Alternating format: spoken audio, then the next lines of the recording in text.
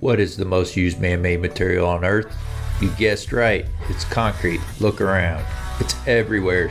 Sidewalks, driveways, foundations, floors you stand on, and even entire buildings are made out of concrete. So why don't we discuss it more? In each episode of Concrete Logic, we will explore one concrete-related topic with the help from industry professionals that are shaping the future of the trade. We'll talk with suppliers, contractors, architects, engineers, specialists, and even some proponents of competing materials about their views of concrete and their vision of its future.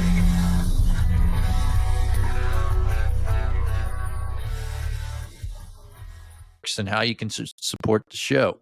So there are 3 ways you can support the show. One is, please, if you get some kind of value out of this, don't be selfish. Share this podcast episode with one of your colleagues or a coworker. The second way you can help out is if you go to concretelogicpodcast.com, there's a couple ways you can reach out to me. You can hit contact, which will email me, or there's a little microphone at the bottom right-hand side of the page. You can leave me a voicemail that way. And what I'm looking for help with is ideas for topics or guests. So most of the folks that are on this podcast are suggestions from listeners or past guests that say, hey, you should talk to so-and-so. Hey, you should talk to Jim Kaylor, or you should cover concrete moisture. Things like that you all want to learn about. Please reach out and let me know what you want here on the show, because this podcast is for you all. And then the last thing you can do is you can, on the same homepage of concretelogicpodcast.com, in the upper right-hand corner, there's a donate button. And that donation button is for folks, if you get some kind of value out of this show and you want to give to the show, you can click on that and give any dollar amount. And any dollar amount is just any amount is good enough for me. It does, whatever you get out of the show, be $1, $5, $500, whatever it is, feel free to do that. And you're probably like, Seth, that's a crazy idea. Sounds novel.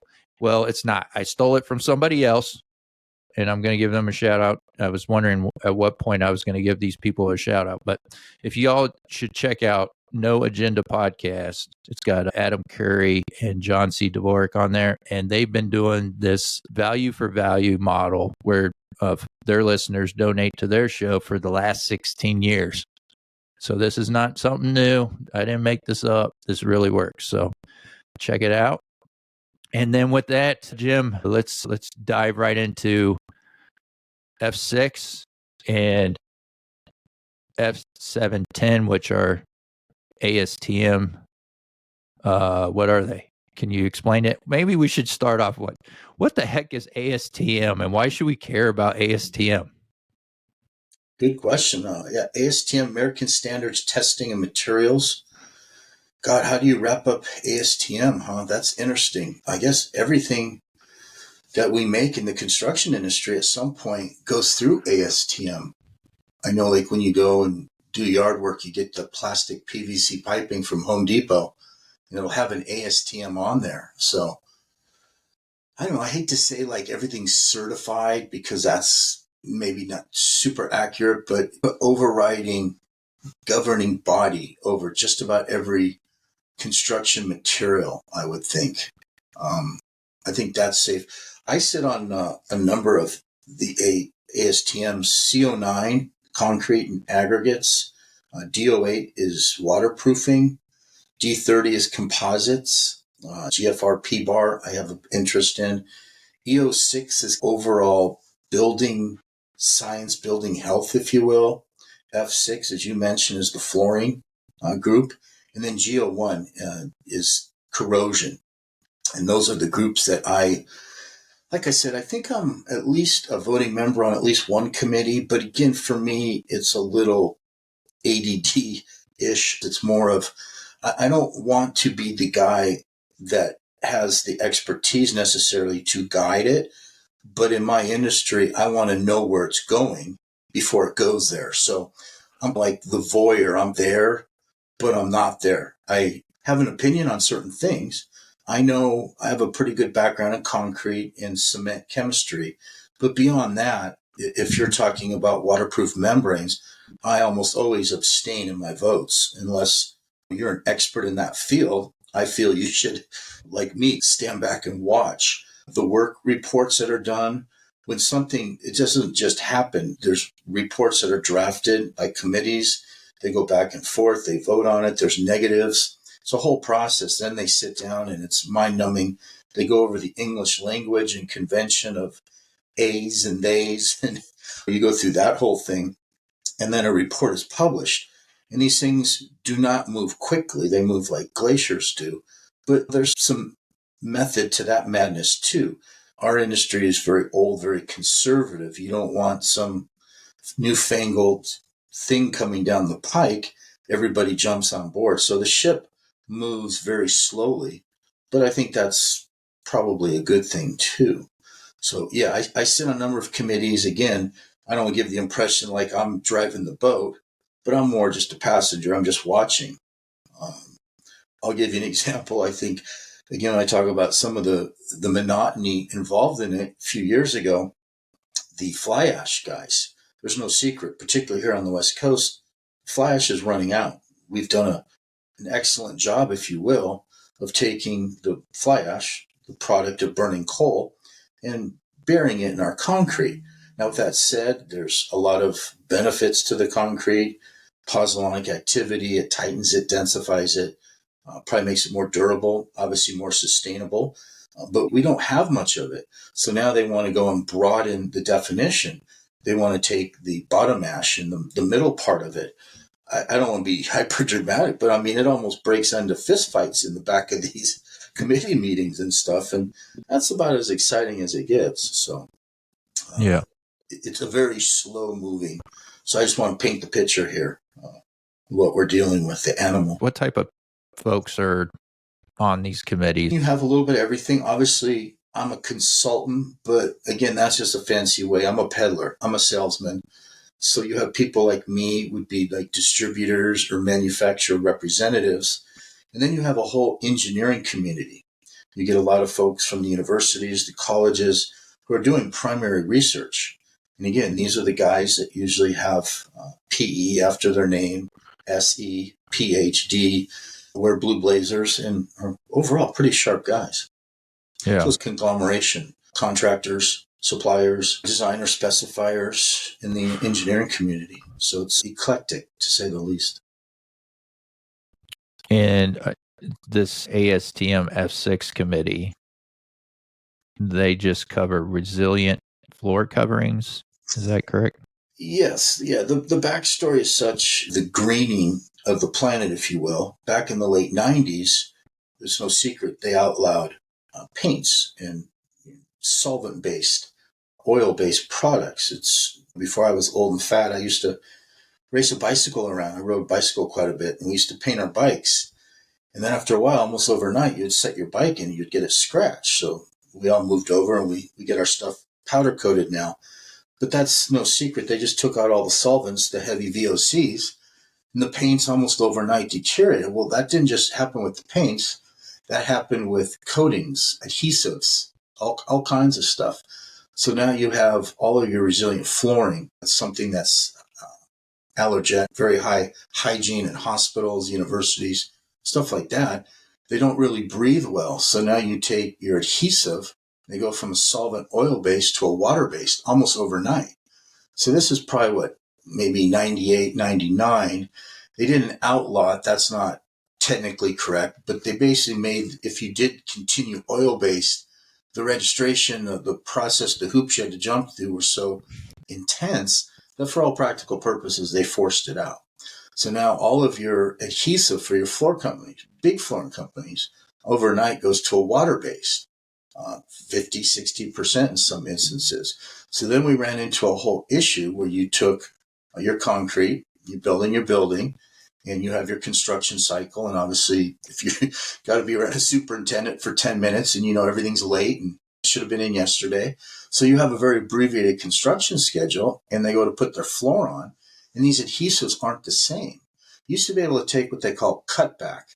This was vicious stuff. You could open a container like across the street from where you live, and you would smell this. your eyes would water, curl your toes. But the beauty of it was you could stick vinyl to steel underwater. This stuff was amazing. Now, there's probably some health benefits, and I don't mean to minimize that. You're talking about some pretty strong stuff. But that all of a sudden disappears, and you have an oil-based adhesive, a water-based adhesive. There's all kinds of problems. Floors blistered, they peeled off. Moisture came up through the concrete, either from the concrete itself in some instances, or from the subbase, Mother Earth, the whole thing. And it would, I want to say, re-emulsified. Whether the glue actually set and went back into liquid form, it gets very technical, but it re-emulsifies. And then these floors come up, and got into, by about 2001, 2002, there were some serious issues around the world, not just in this country. So that's where the F6 committee, I think, was always there. That is the resilient flooring, as you said. But that really what launched them into the spotlight, saying, okay, guys, we're into billions of dollars. I know a guy who worked for Forbo, a beautiful flooring company. He was a master mechanic. They put him on a jet. He would fly all over the planet and go, yep, your floor's coming up. You've got a problem.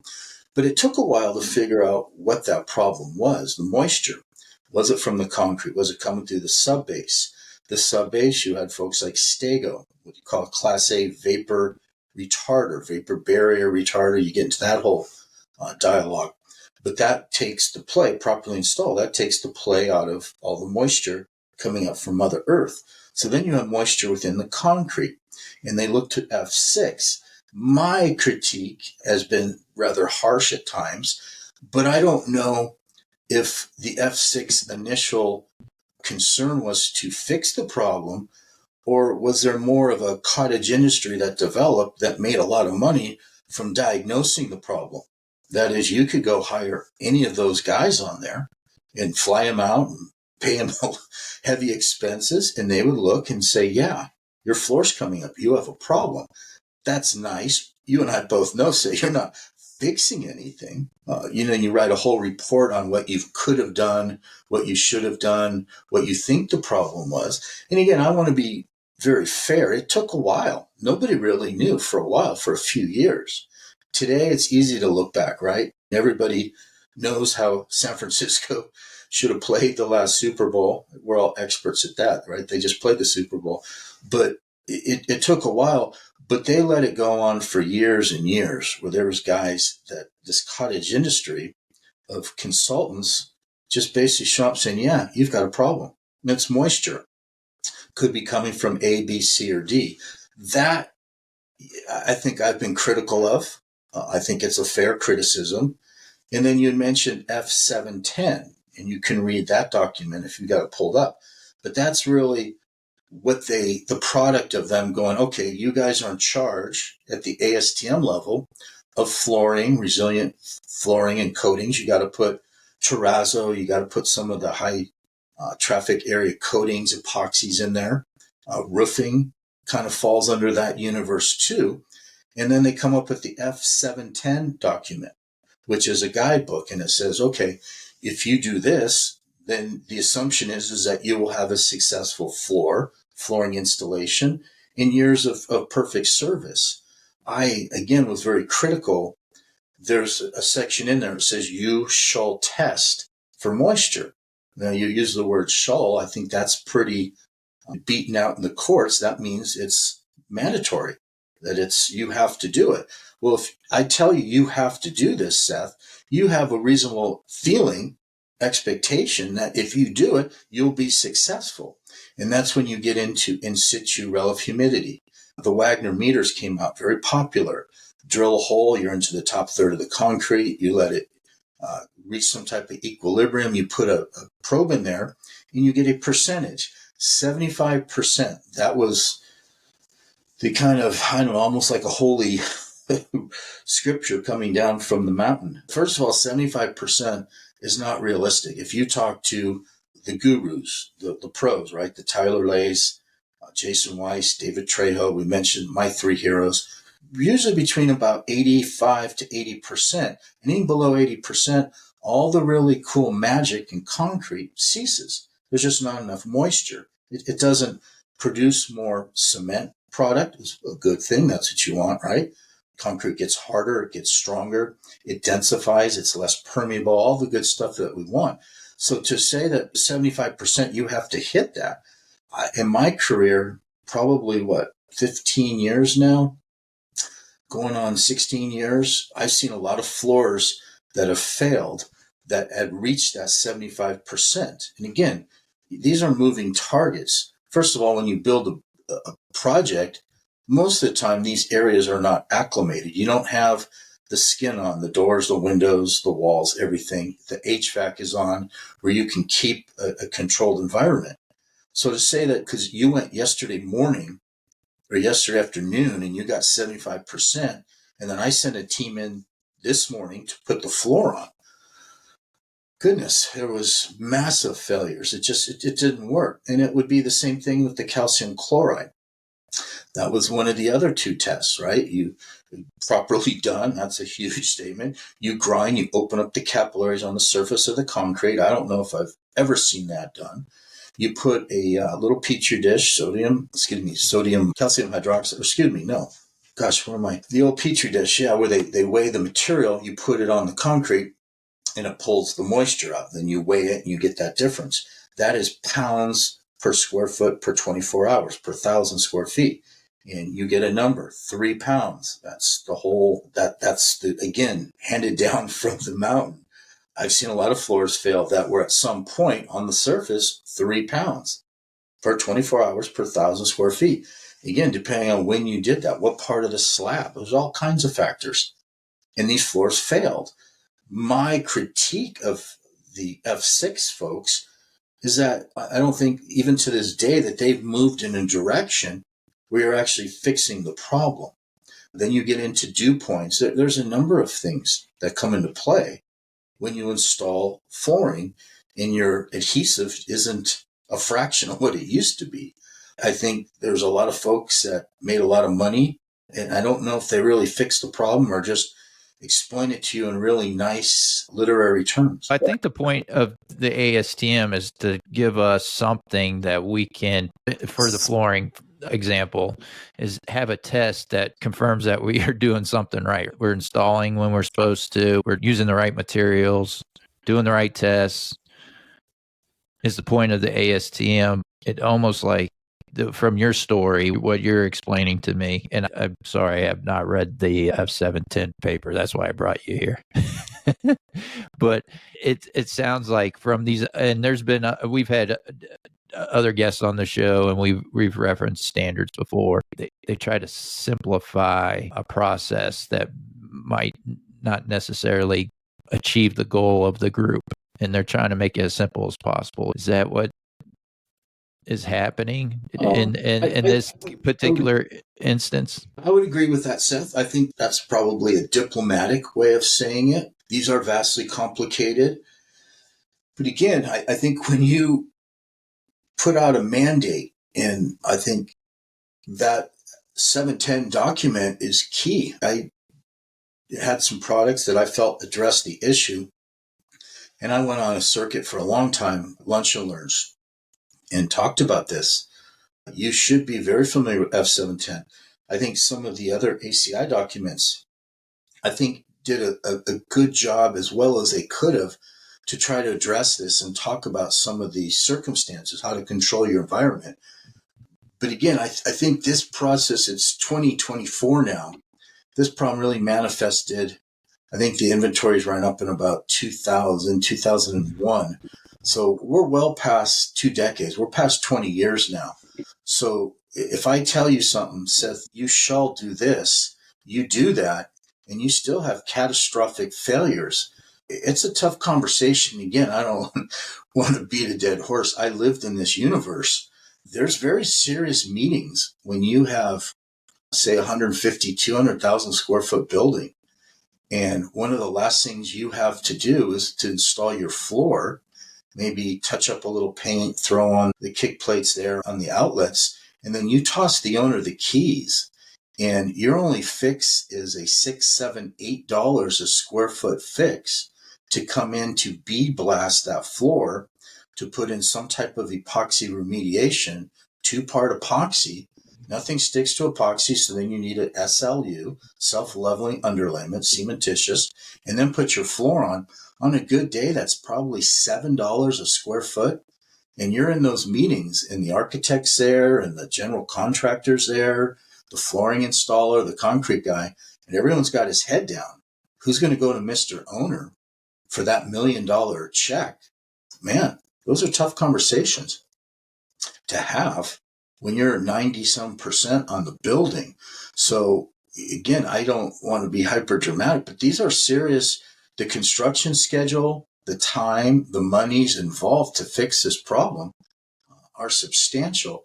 And when I go to bed at night, I just don't have that warm feeling that F6 was out there really trying to fix the problem as well as they should have. So, and again, people like me who join the committee, it's a long process. And we've seen this in a number of issues to go and show the testing, to bring a consortium and say, hey, this is a problem. This is a good fix here. This might be a fix here. And let's introduce that. Again, I have to think that there's a lot of individuals that is counterproductive to their benefit and probably haven't reacted in the most prudent, quick fashion that I think the circumstances deserve. When did this F710 come out, the latest one? I think probably 2019. I think there's an issue. It's always coming out. I talked the other day, I served lunch to the Port of Los Angeles. And obviously the big ACI is always 318. That's what ties all the structural engineering together in concrete. They're still having seminars on how to decipher ACI 318-19. Came out, 5 years ago. So again, I don't want to minimize. This is a process. Sometimes it's very complex, but it's been a few years. It's been a while. The latest revision was December 20. I just did a quick search. Okay, so a year and a half, yeah. Good. But these jobs, they don't adopt them right away, right? Well, theoretically, as soon as the document is issued, it's published. And again, like I said, they've been working on that probably since 19. There's a whole process, and part of that process, again, is the words. And I don't mean to minimize that. I wasn't the greatest English student. Now I have spell check on my computer and my phone. But yeah, it's a substantial process, just where they put a they, a the, again, shall, the language. It takes a while. It is a process. But again, if you looked at the latest thing from, say it came out in 18 and again in 22, there's probably not a whole lot. There's probably only a few sections that have been modified, have been altered. So again, you got to keep that in mind. It's not like they're drafting a whole new guideline, a whole new proposal. These are modifications. And there's been quite a few. If you went back and looked at all the 710, I bet you there's a dozen probably in the last 20 years. Right. 25 years. The current procedure right now for 710, you mentioned they're taking a core of the floor. Not so much a core. You can if you have a big problem. What they're doing, they're saying you shall test for moisture. The flooring manufacturers, and I think you have to put a lot of the onus back on them, they haven't really, it's calcium chloride was, I think earlier I was struggling. A lot of different elements in my head. Calcium chloride, I think they're saying it's too subjective, where I could go do calcium chloride with a little petri dish where I weigh it and then I put a dome over it and cock it down. I come back, I put it on a scale, I have my little formula, and I get a number. 3 pounds is always it. I think the flooring industry at this point has pretty much abandoned that it's one tool, and a lot of flooring guys will still use it. But whether you get 2 pounds per 1,000 square feet per 24 hours, you get 6 pounds. I don't think that's the main measuring guide. I think the industry has circled back to that. And again, all you can see is the flooring manufacturers have taken it out of their instructions. A lot of this goes back to the flooring guys too. Make no mistake about it. If you ask me about, say, an admixture I sell, I'm the manufacturer, I'm the distributor manufacturer. I'm going to tell you, use 10 ounces per hundredweight such and such. That falls on me. Now, you can go back and read ACI, that was a 212 on admixtures, but you probably want to listen to me more than you want to read that and see what they have to say as far as certain things. So I want to be clear on the culpability. I think the flooring manufacturers for a long time dragged their feet as to really the remedy and how to fix this. If you want to put floor down, you're going to go to the manufacturer and say, okay, what's your protocol? That makes sense, right? And then there's the whole game, the shell game on warranties. There is no moisture. There's not one manufacturer of any flooring company. It could be wood, it could be rubber, cork, bamboo, it could be anything. Nobody warrants against moisture. And I think that's a shell game too. They say, well, if you get to 3 pounds or 75%, you get to these things, and then you go back and test and the moisture redistributes, guarantee you're going to be at least 76% or maybe higher. And then the finger pointing and all that. So again, I just think it was a really kind of murky, dark, swampy area for a long time that should have been sorted out a lot faster than it was. Because again, there's that whole perception. If you go to a manufacturer, if I do everything you say, right, like the report says you shall do this, then I get some type of consideration that it's going to work. If the floor fails, Armstrong, Mo, any of the major guys, nobody gives you a flooring warranty. The contractor, the installer, he might step up. He's saying, hey, I did this per the manufacturer. I did this by industry standards, i.e. 710. So I will come back for a year. But even that, you're into a murky area. You think a flooring guy is going to take responsibility for the concrete that was poured? Maybe it was a 0.45 water cement mix design. Maybe the inspector went home, it got late, it was a Friday afternoon.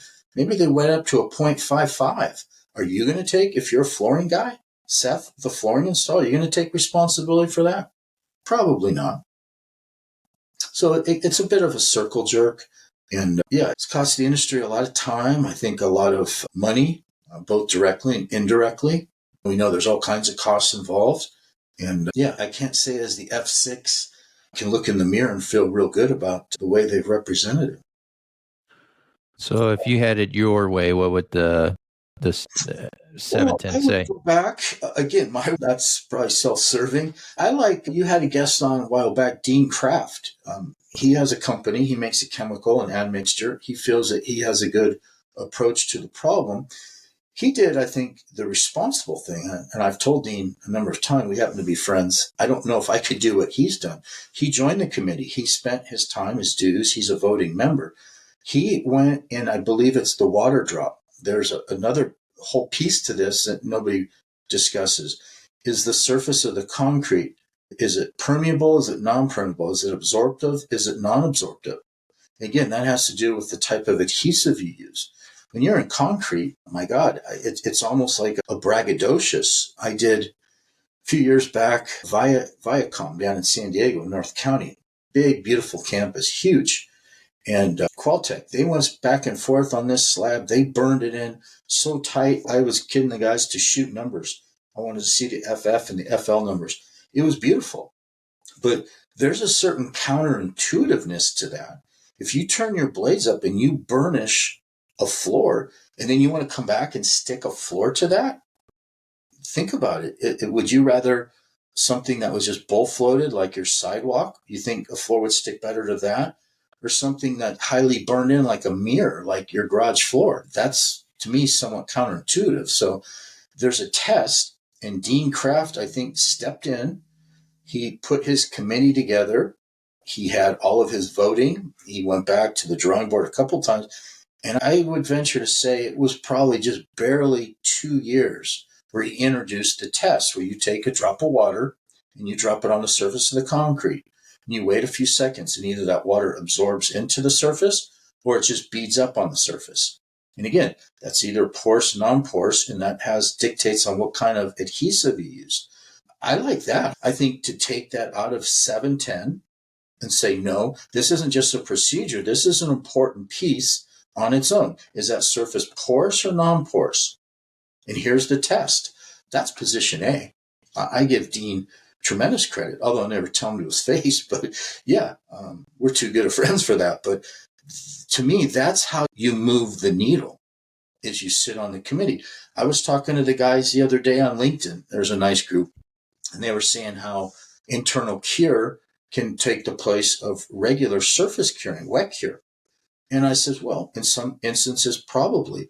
But you have to get on the committee and you have to show your material, your testing. And let's face it, some of the best prima facie evidence is case study. Show me the jobs you've done. Because I believe that in a lot of sense. But I also know I spent my career starting with fiber mesh. We were the first really pioneered fibers in concrete. And my God, I've seen some horrible. Unfortunately, you want to go to the industries that are very cost sensitive. A lot of that is residential. And it's not the highest grade concrete. I've seen a lot of cracked concrete. I did some projects out in July and August out in Mojave, California. You want to be real careful. You tell somebody not to use a surface cure, a wet cure in Mojave, California in August. Man, you're a daredevil. I'm too old, too many scars, too many bruises. I would never do that. That doesn't mean there's not tremendous benefits in internal cure.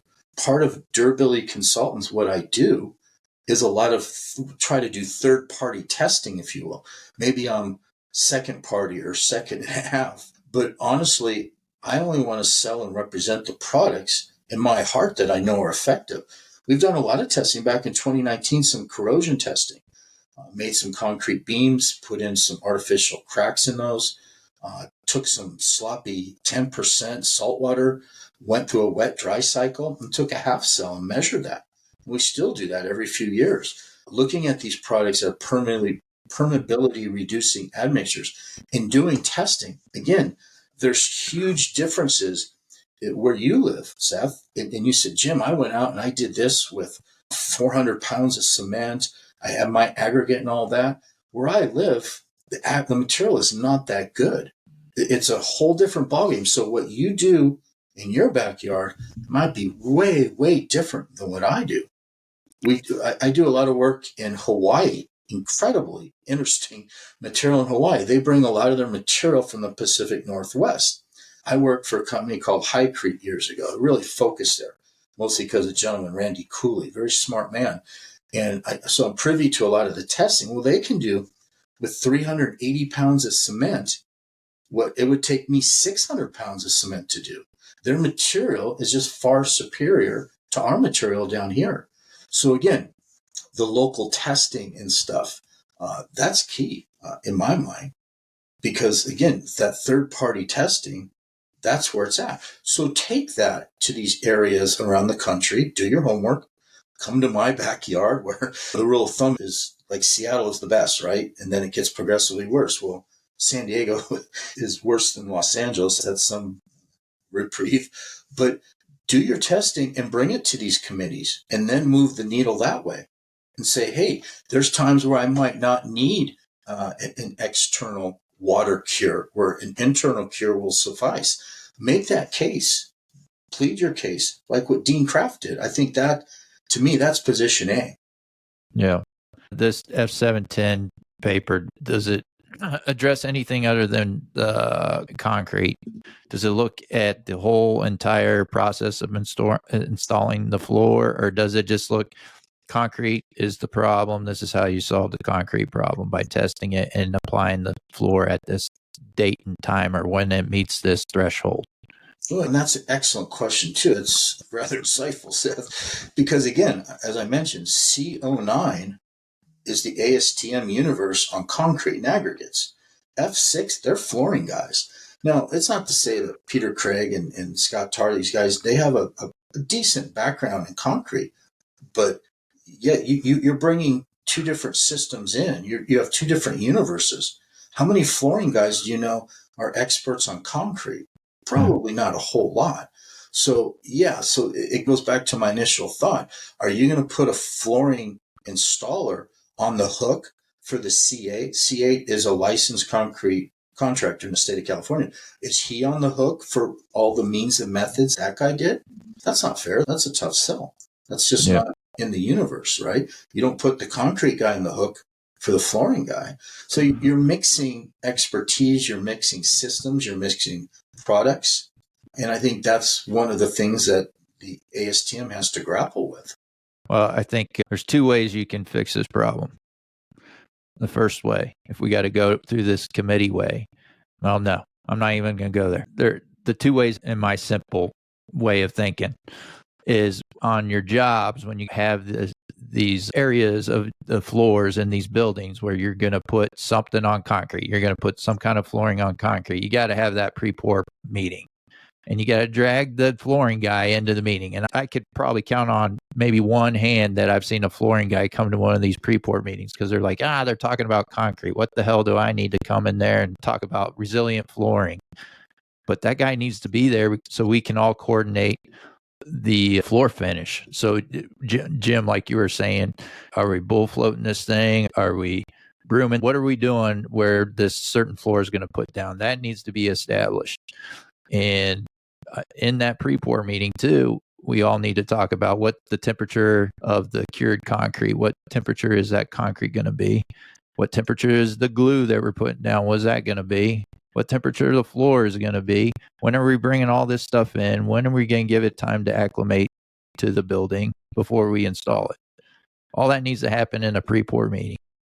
You're preaching to the choir, brother. Gosh, you sound like me. I'll let this out. I do a lot of work in Bakersfield, and I have for a long time. Bakersfield, kind of Central Valley, California.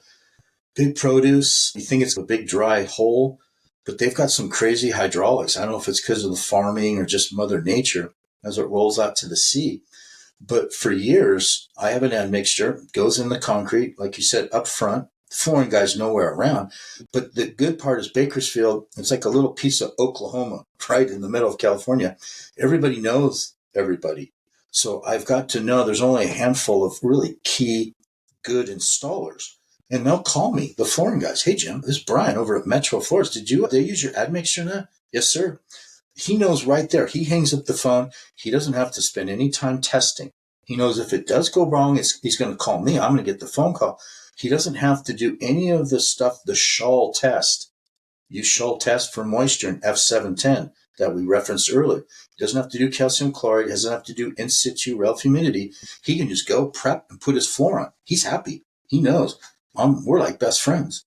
But if you don't know, if you weren't like you said, there's never a flooring guy in that initial job site meeting. That never happens. I would probably faint. I would pass out from surprise. But that's the thing. Are you going to look at the 3,000 section of concrete? Are you going to look at the 7,000, the 9,000, the finishes and stuff? Nobody ever cross-references that. Yeah. You put my admixture in that concrete, you have to wait a reasonable time, 3-4 weeks, but you can put that flooring on, guaranteed. But that's it. How do you tie that message together? How do you go from the 3,000? We're a concrete guy. He wants to set forms. He wants to pour. He always wants to pour on Friday, wants to come back, strip on Monday, and he's gone. He's nowhere to be seen. By the time they get to putting the skin on the building and even talking about putting the floor on, he's long gone. He's got paid out. His 10% retention closed out a long time ago. Yeah, he might be in town working. He might be in Cancun fishing. Who knows? Yeah, you're talking about different universes. And I think that's what you touched on, Seth, when you take F6 and FC09.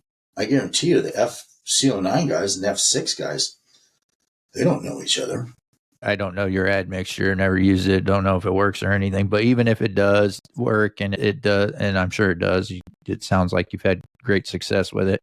You're still only addressing the concrete, right? You're not addressing the adhesive that's going to be put down or the flooring. The owner is still exposed to that risk. If those two things are not handled right beyond what's going on with the concrete, you still could have a floor that fails. You're absolutely right. And those are good. And I think that's, I've been around long enough since the 80s. And I left for a little bit and I came back. There's always a saying, concrete admixture salesman, just like snake oil. You want to sell a lot of admixture, not sound like a concrete admixture salesman. But with that said, you're absolutely right. You can't abandon good flooring practices. That is, because you use my admixture, I'm not selling magic. You still need a conditioned space. You better bring your material, your floor and your adhesive in. Let it acclimate. You better be within a service range. You better be within a dew point range. I'm not a magician. You can't. I'm selling my admixture, probably it's about half a gallon a cubic yard. I'm all out of magic tricks. You still have to have a quality installer. I will mitigate your risk. I will keep you on a construction schedule, but I'm not a magician. I don't work down at the Magic Castle there. So yeah, you can't cut corners. You can't bring some out of town guy, cut corners. If there's a problem, pick up the phone and call me, because I do know enough on F6 sitting in there looking over everyone's shoulder. You have to have good concrete practices. You have to have good flooring installation practices. And I think that's sometimes where the message gets missed. There's a little competitive factor. We can put your floor on in 28 days. Well, if you use my mix, you can put it on in 21 days.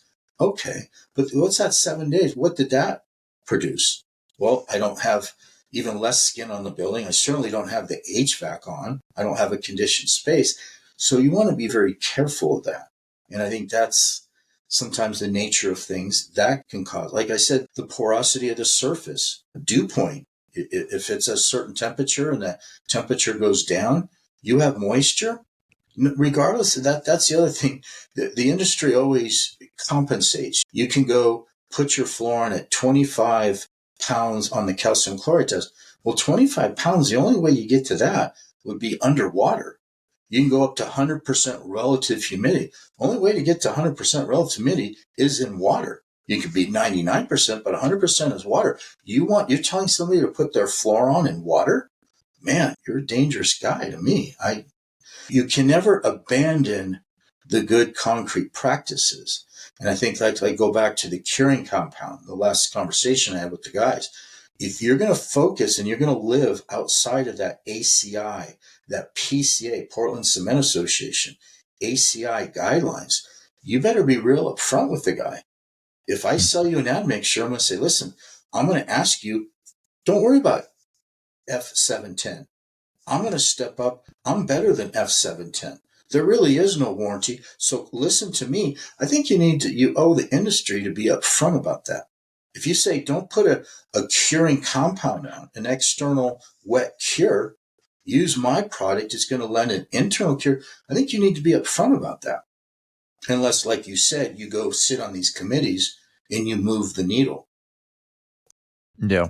Well, if we're installing things to just meet some paper or some standard, then I guess we may be achieving that, but we're still having some problems. But I got one last solution. I said I had two ways to fix this problem. And the second way is just don't put anything on the concrete. Concrete's too pretty to cover up. So then you don't have that problem. There's great guys out there that can polish concrete. They can paint the concrete, dye the concrete. Yeah. So just don't cover it up. I like that ugly floor. All right, man. Well, I think this is a good place to pause our conversation today. Jim, if folks want to reach out to you and learn more about what you do, what's the best way? Jim at Durability Consultants, plural S.com. All right. We'll put that in the show notes so folks can reach out to you. Jim, thanks for coming on the show. And until next time, folks, let's keep it concrete. Concrete's too pretty to cover up. So then you don't have that problem. There's great guys out there that can polish concrete. They can paint the concrete, dye the concrete. Yeah. So just don't cover it up. I like that ugly floor. All right, man. Well, I think this is a good place to pause our conversation today. Jim, if folks want to reach out to you and learn more about what you do, what's the best way? Jim at Durability Consultants, plural S.com. All right. We'll put that in the show notes so folks can reach out to you. Jim, thanks for coming on the show. And until next time, folks, let's keep it concrete. And that concludes another episode of the Concrete Logic Podcast. I hope you got some value out of that episode and learned a thing or two. If you did, visit our website, concretelogicpodcast.com. Click on the show support tab and learn how you could be listed as a producer of an episode. Again, that's concretelogicpodcast.com. Click on show support tab to learn how you can support the show. And as always, Mike Dunton will take us out.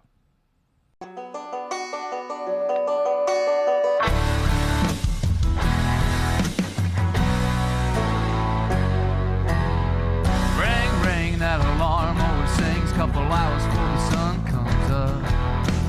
Open up the side, put some diesel in the lights, and wait till the trucks roll up.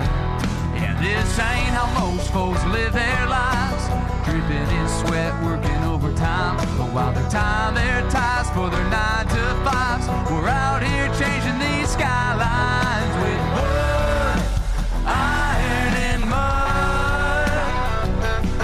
We work hard for $1, give thanks to the Lord above. Never make a man do something you can't prove. Hard work calls for a drink or two. Expect more, it's written in our blood. With wood, iron, and mud. From the swamps to the city, from the Lone Star heat to the woods of the Georgia pine. Good old boys and girls who ain't afraid of getting dirty for a clean time. And if you want to see the fire in a grown man's eyes beneath the hot summer sun, find the wild-eyed boys clocking days and nights, working hard to get that job done with wood, iron, and mud. We work hard for $1, give thanks to the Lord above. The color of our collars ain't white or blue, we're all gray collar through and through. Expect more, it's written in our blood. With wood, iron, and mud.